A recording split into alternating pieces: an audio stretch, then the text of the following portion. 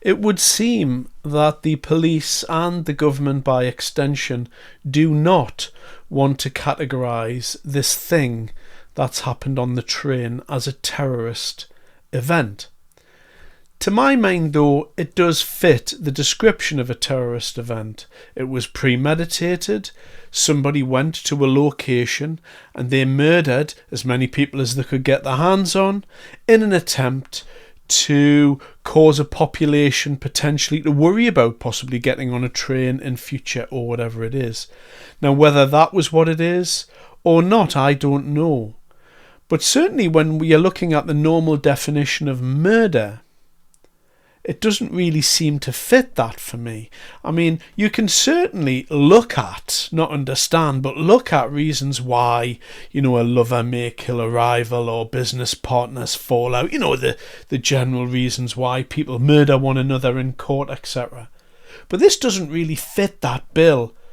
Why would anybody want to murder as many people as they could get their hands on a train if it wasn't a terrorist attack?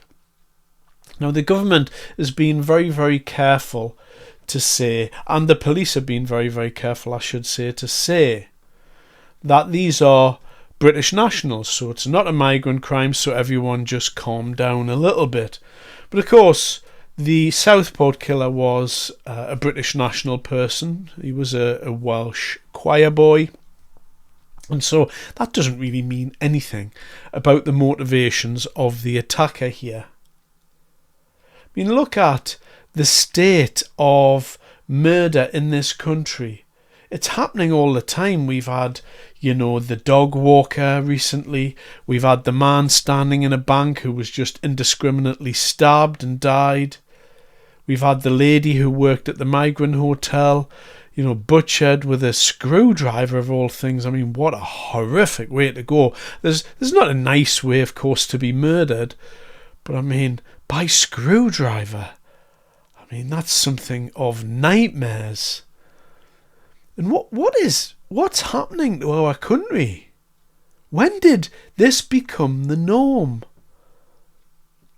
One of the things that I wanted to talk about in relation to this is, how do we go about our business after this? Now, regardless of what's going to come out this week about the motivations of the attackers or whatever it is, the fact still remains that Britain has become a lot more dangerous. And it doesn't matter how you look at it, it's a lot more dangerous. And the Defence Secretary, John Healey, actually came out and said that he believed that British people needed to stay vigilant. Vigilant. Now, I'm not really sure what vigilant means. I mean, you can see somebody's about to attack you, but what are you supposed to do about it? Doesn't really matter what kind of combat skills you have, whether you're a boxer or a martial artist or whatever it is. It's not going to help you if somebody's shoving a machete in your face. They're almost impossible to defend against unless you have a way to defend yourself. Which takes me on to the point of self-defence, really. The British government and the laws that we have currently in this country prohibit most of the self-defence weapons that we could be allowed to carry about. Would that assist us if we could carry something that would help us, like a pepper spray, for instance? Perhaps allow women to carry pepper spray in their bag, perhaps? At the moment, it's a little bit like the sacrificial lamb. The vulnerable kittens there were just like lemmings being kicked out over the edge of the cliff. I mean, how are you supposed to defend yourself if you find yourself in a situation like this? Now, on the attack and on the nationality, I don't really care what the nationality of the people was. There's a lot of comments on X saying, the right wing really wanted it to be migrants, etc., etc. And that is silly. I don't want terrorist attacks on the streets of this country at all, full stop. However, they keep coming thick and fast. And so what do we do about it? What are we supposed to do here? You can't put the toothpaste back in the tube. You can attempt to, but it'll be very messy. And certainly, in order to fix a problem like we have now, you'd have to have a really strong government in place. And that's not what we've got. We've got an exceptionally weak government in place. And so, although everyone's thoughts appears to be swirling around, why would they do it? What's happening with this and what's the people's names, etc. I think in the minds of the British people, this is a terrorist attack, plain and simple.